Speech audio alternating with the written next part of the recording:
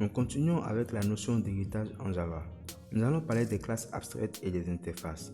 Une classe abstraite, qu'est-ce que c'est? C'est une classe qu'on ne peut instancier. Elle définit une idée qui sera implémentée par des classes enfants et elle ne peut servir que de classe de base pour une dérivation. On définit donc la classe abstraite avec le mot-clé abstract.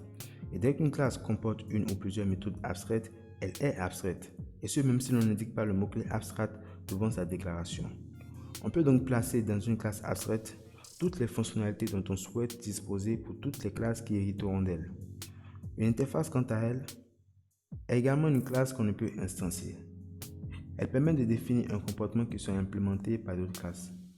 Par ailleurs, une classe pourrait implémenter plusieurs interfaces, alors qu'une classe ne pouvait dériver que d'une seule classe abstraite. Et le mot-clé qui permet à une classe d'utiliser une interface est implement. Voici donc la syntaxe d'une interface. Ces deux notions présentent quelques similitudes mais aussi des différences. Nous verrons plus clair avec un peu de pratique. Passons donc à Eclipse. Nous allons créer une classe abstraite que nous allons appeler Affichable. Donc je fais New classe Affichable. Je vais donc remplacer public par abstract pour en faire bien sûr. Voilà, donc nous allons définir dans notre classe Affichable une méthode abstraite, donc abstract public void affiche. Alors à présent, nous allons créer une classe entier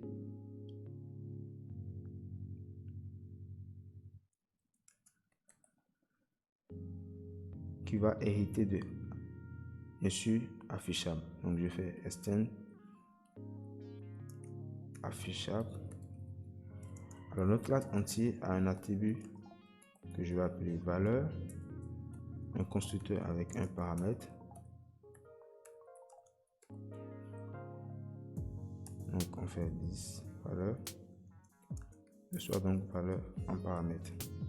Alors ici nous allons maintenant redéfinir la méthode affiche. Et vous pouvez voir ici que entier est souligné au rouge, tout simplement parce que nous devons obligatoirement redéfinir la méthode affiche de la classe abstraite affichable, parce que entier hérite de affichable. Donc je vais faire public void affiche et je vais dire je vais afficher system out, c'est plutôt system point out, voilà, print event.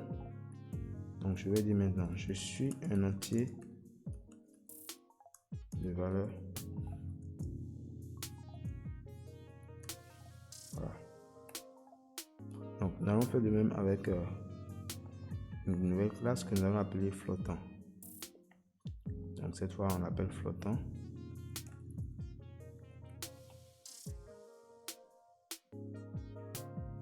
Alors, flottant dispose également d'un attribut qu'on va appeler float.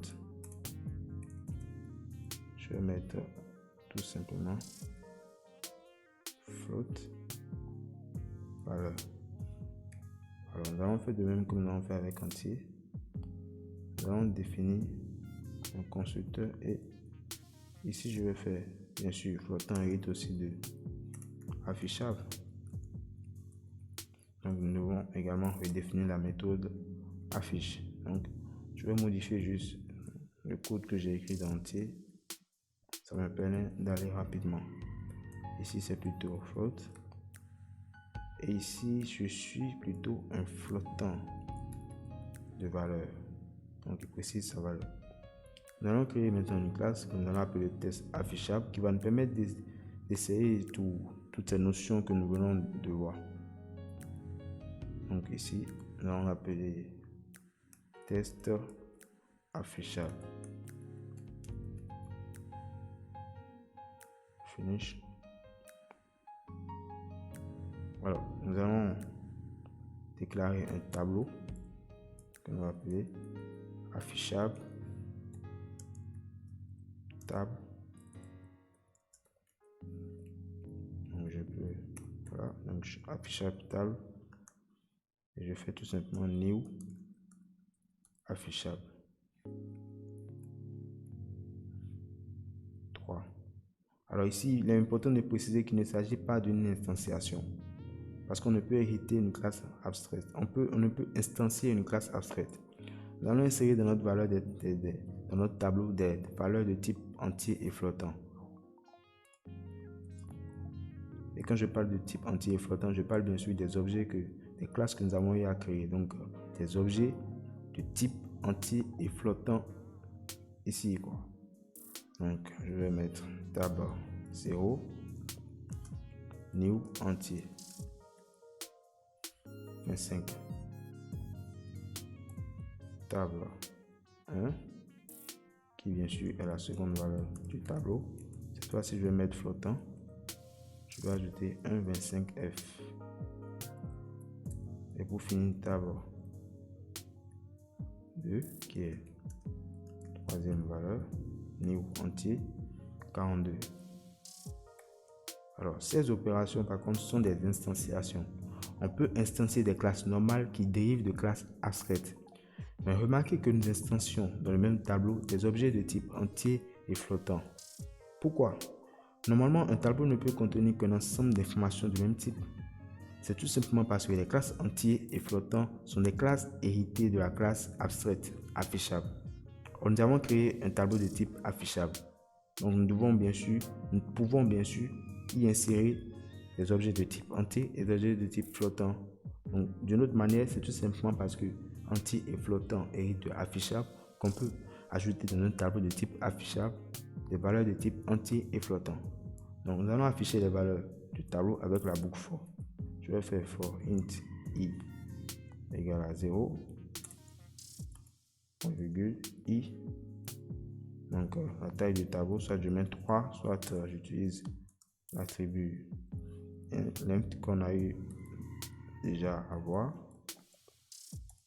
Et je fais ici tab affiche. Voilà, donc affiche va s'exécuter en fonction de si c'est un entier ou si c'est un flottant. Donc si c'est un flottant, il va tout simplement dire je suis un entier. Si c'est un flottant, il va dire je suis un flottant. Exécutons pour voir le résultat. Donc ici, je suis un entier de valeur 25. Je suis un flottant de valeur 1,25. Je suis un entier de valeur 42. Alors, qu'est-ce que nous allons faire? Nous allons à présent passer à la notion d'interface. Tout simplement en transformant la classe abstraite affichable en interface. Donc, j'enlève également abstract. Vous voyez, donc désormais, nous avons affaire à une interface. Donc ici, le mot-clé qui permet à une classe bien sûr d'utiliser une interface est implement. Donc entier va implémenter une interface. Donc voilà, je change implement, je fais de même pour flottant, ce n'est plus extends, cette fois-ci c'est implement. Alors plus de problème.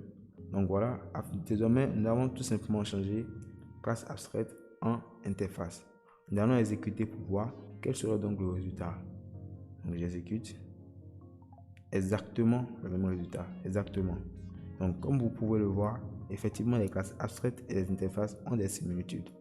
Et une de leurs différences est qu'une classe abstraite peut définir le code d'une méthode. Donc si nous avons par exemple affichable, une classe abstraite peut définir le code d'une méthode. Vous voyez? Alors qu'avec une classe interface, non, ce n'est pas possible. Une classe interface ne peut que définir l'entête d'une méthode.